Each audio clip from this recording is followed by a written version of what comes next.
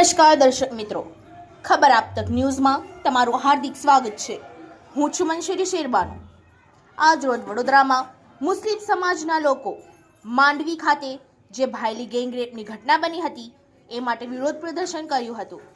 ત્યાંના મુસ્લિમ આગેવાનોની એક માંગ હતી, જાહેરમાં ફાંસીની માંગ હતી।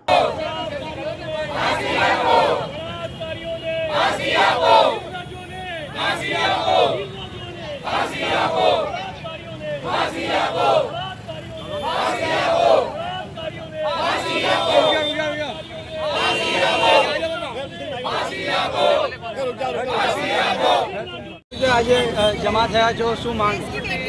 આજે વડોદરા શહેરના સમસ્ત મુસ્લિમ સમાજના લોકો માંડવી ખાતે ભેગા થયા છે।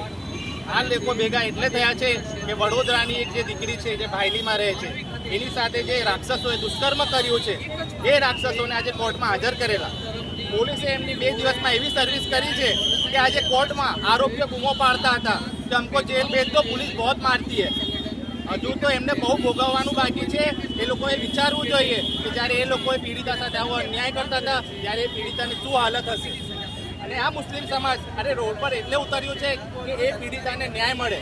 અને અમે બાહેધરી આપીએ છીએ કે એ ભારત આપણા દેશની અને આપણા ગુજરાતની નહીં પરંતુ આપણા શહેરની છોકરી છે, એને ન્યાય મળે એના માટે સમસ્ત મુસ્લિમ સમાજ બાહેધરી આપે છે કે જ્યાં સુધી ન્યાયિક લડત આપવાની હશે કે રોડ પર ઉતરવાનું હશે તો અમે એની સાથે રહીશું। અમે સરકારને વિનંતી કરીએ છીએ કે અવારનવાર નવા કાયદાઓ બનાવવાની પાછળ એ લોકો પડેલા રહે છે। એવા કાયદાઓ કે જેની આ લોકોને સમાજના લોકોને કોઈ જરૂરિયાત નથી, પરંતુ એ કાયદા એ લોકો નથી બનાવતા કે આવા રેપિસ્ટોને 4 દિવસમાં નહીં પણ મહિના 2 મહિનામાં કેસ ચલાવીને ફાંસી આપવામાં આવે। આવા ઉદાહરણ કેમ નથી બેસાડતા?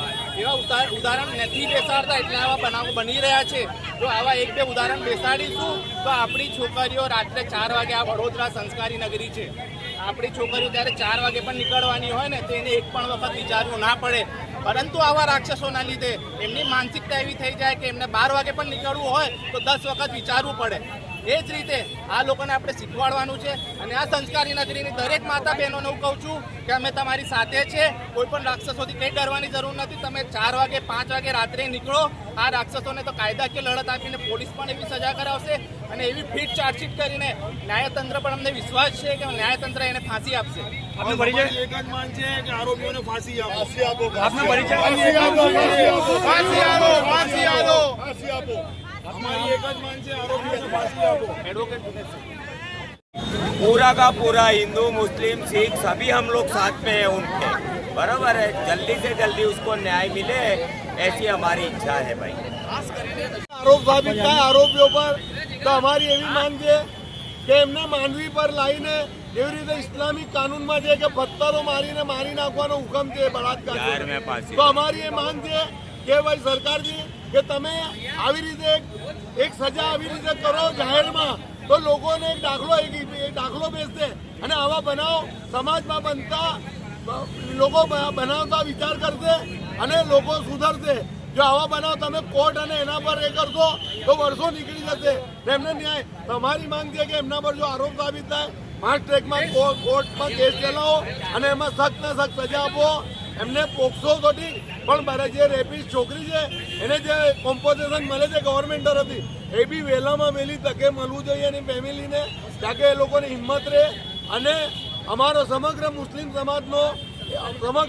સમાજ એની સાથે છે, પીડિતા સાથે છે। જે ઇન્વેસ્ટિગેશન ઓફિસર હતા એમને 5 આરોપીઓને કોર્ટમાં હાજર કર્યા અને ન્યાયતંત્રથી 14 દિવસના રિમાન્ડ માંગ્યા હતા, એમાંથી 2 દિવસના કોર્ટે રિમાન્ડ મંજૂર કર્યા છે અને હજી પણ ઇન્વેસ્ટિગેશન જો પૂરી ના થાય તો અગાઉના પણ 2 દિવસના રિમાન્ડની માંગણી કરી શકશે। પરંતુ એક વાત એ જોવા જેવી હતી કે આરોપીઓ ત્યાં કોર્ટની અંદર બૂમાબૂમ કરતા હતા कि हमको जेल भेज दो, हमको यहाँ नहीं रहना है, हमें बहुत मारा जा रहा है। परंतु आप पुलिस की જે સર્વિસની જે એ લોકોએ કામગીરી કરી છે એને અમે સારું ગણીએ છીએ કે પોલીસવાળાએ સારું કામ કર્યું છે અને એક ઉત્તમ ઉદાહરણ ગુજરાત પોલીસે એક બેસાડ્યું છે કે એને 3 થી 4 દિવસની અંદર આરોપીઓને ઝડપી પાડ્યા છે। અને જે લોકો આજે વડોદરાના મુસ્લિમ સમાજ અમે ભેગા થયા છે એટલા માટે કે એક મુસ્લિમ સમાજના યુવાને આ કર્યું છે, પરંતુ જેવી રીતે આતંકવાદીઓનો કોઈ ધર્મ નથી હોતો એવી રીતે બળાત્કારીઓનો પણ કોઈ ધર્મ નહીં હોતો। આવા લોકોને ઇસ્લામ શરીયત પ્રમાણે એ લોકોને ચોરાહા પર લટકાઈને પથ્થર મારીને એ લોકોને મારીને એક ઉત્તમ ઉદાહરણ લોકોમાં બેસાડવું જોઈએ કે ફરી વખત કોઈ બેન દીકરી સાથે આવું કૃત્ય કરતા આ લોકોને 100 વખત વિચારવું પડે એ જોવું જોઈએ, જેથી આજરોજ અમે વડોદરાના મુસ્લિમ समाज लोग भेजा थे।